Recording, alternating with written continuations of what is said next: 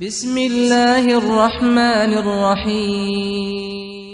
الحمدللہ وحدہ والصلاة والسلام علی من لا نبی بعد اما بعد فاعوذ باللہ من الشیطان الرجیم بسم اللہ الرحمن الرحیم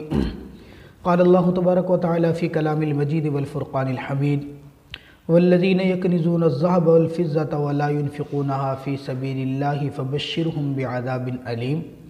یوم یحمى علیہا فی نار جہنم فتکوی بہا جباہہم وجنوبہم وظہورہم ھذا ما کنزتم لانفسکم فذوقوا ما کنتم تکنزون۔ صدق اللہ العلی العظیم۔ حضرات محترم، آیت مبارکہ جو میں نے آپ حضرات کے سامنے تلاوت کی ہے، اس آیت مبارکہ میں اللہ رب العزت نے ان لوگوں کے متعلق حکم بیان فرمایا جو لوگ اللہ رب العزت کا دیا ہوا مال وہ اپنے پاس خزانہ بنا کے رکھتے ہیں، جمع کر کے رکھتے ہیں، اللہ رب العزت کے راستے میں اس کو خرچ نہیں کرتے۔ اگر غور کیا جائے تو اللہ رب العزت اس آیت مبارکہ کو زکوٰۃ کے حوالے سے بیان فرما رہے ہیں۔ ہر آدمی کے پاس جو میرے اللہ نے مال عطا کیا، جو مال نصاب کی مقدار کو پہنچتا ہو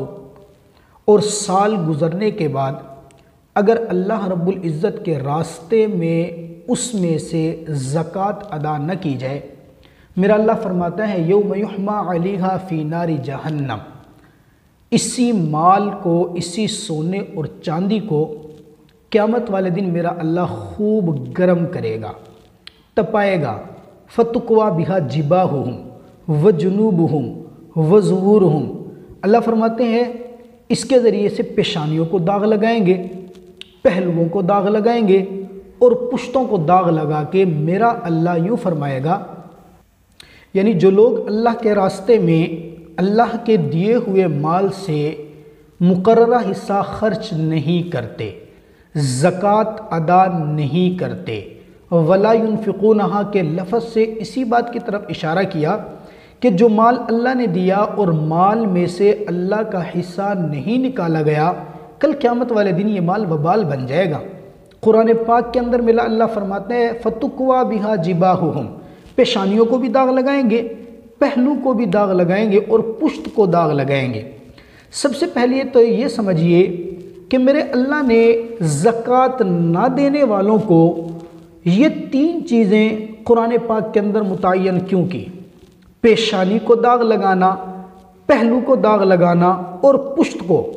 ذکر تو ان تین چیزوں کا کیا، بعض مفسرین فرماتے ہیں مراد اس سے پورا بدن ہے، عذاب کا اطلاق پورے بدن کے اوپر ہوگا، اور بعض مفسرین فرماتے ہیں نہیں، اس کا مقصد یہ ہے جب بھی اللہ کے نام پر لینے کے لیے کسی مالدار کے پاس سائل جاتا ہے تو عموماً جو کھلے دل سے خرچ کرنے والے ہیں وہ تو اللہ کی رضا کے لیے اپنا مال لٹا دیتے ہیں۔ کچھ ایسے ہوتے ہیں کہ سائل کو دیکھ کر سب سے پہلے جو ان کے اوپر اثر پڑتا ہے ان کے چہرے کے اوپر، پیشانی کے اوپر بل پڑنا شروع ہو جاتے ہیں، اور پھر کبھی ایسا ہوتا ہے کہ اگر وہ سائل مزید آ رہا ہو تو یہ پہلو تہی اختیار کرتے ہیں، کبھی دائیں کبھی بائیں ادھر ادھر دیکھنا شروع کرتے ہیں، اور بہت سے لوگ تو یوں بھی کرتے ہیں کہ سائل کی طرف پیٹھ پھیر کر، پیٹھ سامنے کر کے کھڑے ہو جاتے ہیں۔ اللہ نے انہی لوگوں کا نقشہ کھینچا فَتُكْوَى بِهَا جِبَاهُهُمْ، یہ لوگ جو اللہ کے نام پر سوال کرنے والے کے ساتھ یہ کرتے ہیں، جس نے پیشانی پہ بل ڈالا اس کی پیشانی پہ داغ لگے گا، جس نے پہلو موڑا اس کے پہلو پر داغ لگے گا، اور جس نے پیٹھ پھیر کر اس کے سامنے کر دی اس کی پشت کے اوپر داغ لگائیں گے۔ حضرات محترم، مال اللہ رب العزت نے عطا کیا، مال اللہ کی نعمت ہے۔ اللہ رب العزت واضح طور پر قرآن پاک میں فرماتے ہیں وَأَمَّا السَّائِلَ فَلَا تَنْهَرْ، سوال کرنے والے کو جھڑکیاں مت دو، سوال کرنے والے کو ڈانٹو مت۔ میرے اللہ نے مال عطا کیا، اس کو رب کے راستے کے اندر خرچ کرو۔ غرباء، فقراء، مساکین کا حق ہے تمہارے مال میں، ان کو ادا کرو۔ اگر نہیں ادا کرو گے یاد رکھیے گا جو رب دینا جانتا ہے وہ رب لینا بھی جانتا ہے۔ سینکڑوں مثالیں اور واقعات موجود ہیں کہ جو کل کے ارب پتی تھے، انہوں نے رب کے راستے میں سوال کرنے والوں کو حقارت کی نظر سے دیکھا، میرے اللہ نے لمحہ بھر میں ان کو فقیر بنا کے رکھ دیا۔ علماء نے ایک واقعہ لکھا، ایک شخص اپنے شہر کا بہت بڑا تاجر تھا، توتی بولتا تھا اس کا توتی، کئی کارخانے تھے، کارخانوں میں کام کرنے والے ملازم کتنے تھے اس کو پتہ نہیں تھا، پیسہ دولت بے انتہا، دنیا کی ہر قسم کی نعمت اس کے پاس تھی، کمارا تھا۔ شادی کرنے کے لیے اس نے اپنے علاقے کے اندر سے خوبصورت ترین لڑکی کا انتخاب کیا، صرف یہ سوچتے ہوئے کہ جیسے میں امیر سب سے زیادہ ہوں اسی طرح میرے پاس جو بیوی ہے وہ خوبصورت بھی سب سے زیادہ ہو۔ اللہ کا کرنا ایسا ہوا، میرے اللہ نے اس کے مقدر میں وہ لڑکی لکھی جو خوبصورت تو واقعتاً تھی، لیکن خوبصورت ہونے کے ساتھ ساتھ خوبصورت بھی تھی، نیک بھی تھی۔ نیک بیویاں جن کو مل جائے ان کی دنیا بھی جنت ہوا کرتی ہے، دنیا کے اندر ہی میرا اللہ ان کو جنت عطا کر دیتا ہے۔ اس نے شادی کی۔ ایک دن ایسا ہوا، نئی نویلی دلہن کے ساتھ شام کے وقت دسترخوان پر بیٹھ کر کھانا کھانے لگ رہا تھا۔ اندازہ کیجئے، بیوی ہو، چن کر لایا ہو، دنیا کی دولت بھی ہو، محبت بھی بیوی سے کرتا ہو، کھانے کے لیے دسترخوان پہ بیٹھے ہوں، لقمہ توڑ کر محبت سے بیوی کے منہ کے قریب لے کر گیا تھا، اچانک دروازے پر کسی نے دستک دے دی۔ جیسے دستک ہوئی تو دستک کے ساتھ آواز لگائی کسی نے،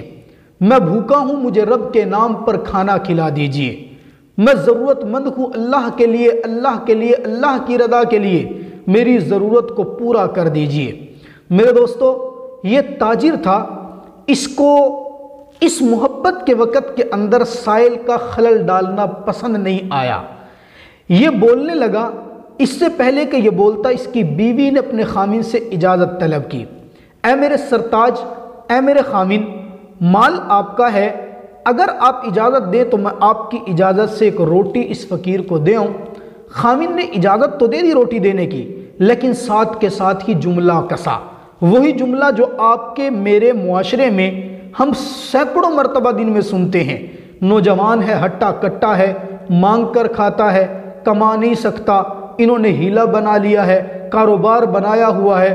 غرض یہ کہ جتنے جملے اس کے منہ میں تھے کس ڈالے۔ خوبصورت بیوی جو خوبصورت بھی تھی، ساری باتیں سننے کے بعد خامن کو سمجھایا، اے میرے سرتاج، میرے رب نے آپ کو دولت عطا کی ہے، میں نے آپ کی اجازت سے فقیر کو کھانا دیا ہے، جب آپ نے اللہ کی رضا کے لیے کھانا دے دیا تو خدا را آپ اس فقیر کو برا نہ کہیے، اس فقیر کے اوپر جملے نہ کسیے، اس لیے کہ ہو سکتا ہے میرے رب کو آپ کا یہ باتیں کرنا پسند نہ آئے،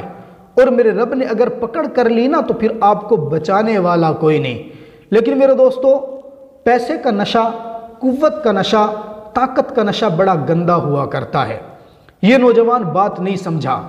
مزید باتیں کرنے لگا۔ ہوا یہ کہ میرے رب کو واقعتاً اس کا یہ باتیں کرنا ناپسند گزرا،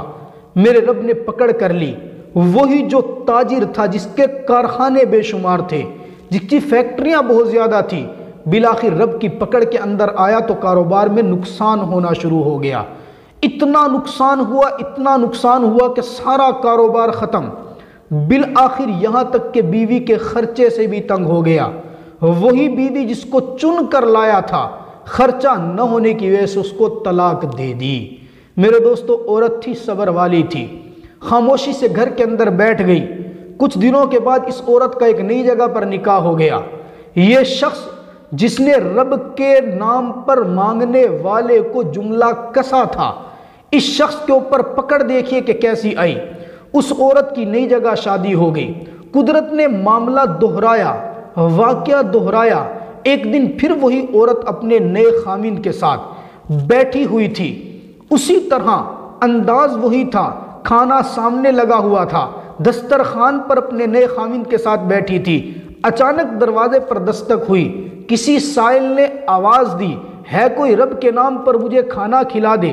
ہے کوئی رب کی رضا کے لیے میری ضرورت پوری کر دے۔ میرے دوستو، اب کی بار ماجرا بڑا عجیب تھا۔ یہ عورت ابھی اپنے خامن سے پوچھنے لگی تھی کہ اس کے پوچھنے سے پہلے خامن نے اجازت دی، جاؤ جا کر اس بھکاری کو، اس فقیر کو، اس مانگنے والے کو اس کھانے کے اندر سے جا کر کھانا دے آؤ۔ آپ اس کی ضرورت کے لیے جو مدد کرنا چاہتی ہو مدد کر دو۔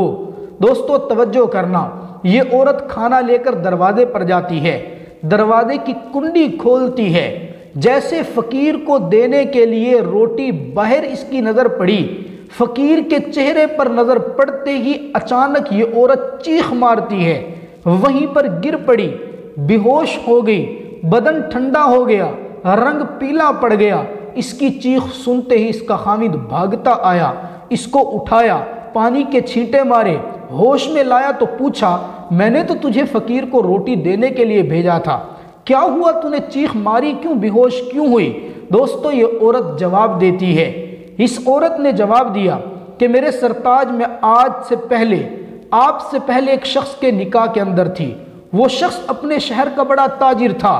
اس کے ساتھ میں اسی طرح کھانے کی ٹیبل پر بیٹھی ہوئی تھی، اچانک ہمارے گھر کے دروازے پر فقیر آیا تھا، میرے شوہر نے فقیر کو کھانا تو دیا تھا لیکن اس فقیر کے اوپر جملے کسے تھے۔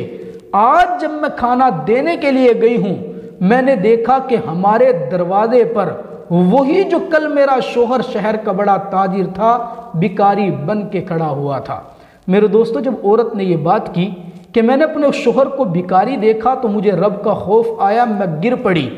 یہ اب جس کے نکاح میں تھی وہ شخص یہ بات سن کر اپنی بیوی کو کہنے لگا، اچھا اگر آپ نے اس کو پہچان لیا تو غور کر کے دیکھو میرے چہرے کی طرف، میں وہی فقیر ہوں جو اس دن تمہارے دروازے پر آیا تھا، میرے اللہ نے مجھے فقیر سے امیر کر دیا اور اس کو امیر سے فقیر کر دیا۔ حضرات محترم، عرض یہ کرنا چاہ رہا ہوں کہ رب مال دیتا ہے تو اس مال کی قدر کرنی چاہیے۔ میرے اللہ نے اس مال کے اندر جن جن فقراء کا، اقربا کا، رشتہ داروں کا حق رکھا ہے ان کو ضرور دینا چاہیے، اس لیے کہ جو رب دینا جانتا ہے وہ لینا بھی جانتا ہے۔ خلاصہ یہ کہ ہم نے جس طرح آپ حضرات کی سہولت کے لیے دین کی خدمت کرتے ہوئے رمضان کے مسائل اور روزے کے مسائل اور اسی طرح اعتکاف کے مسائل ذکر کیے، انشاءاللہ العزیز ہم اور ہماری پوری ٹیم مل کر باقاعدہ زکوٰۃ کے مسائل کے حوالے سے بھی آپ حضرات کی خدمت میں مکمل اپنی طرف سے سارے کے سارے مسائل پیش کرنے کی کوشش کریں گے۔ آپ حضرات سے صرف اتنی گزارش ہے، ان مسائل کو سیکھنے کے لیے،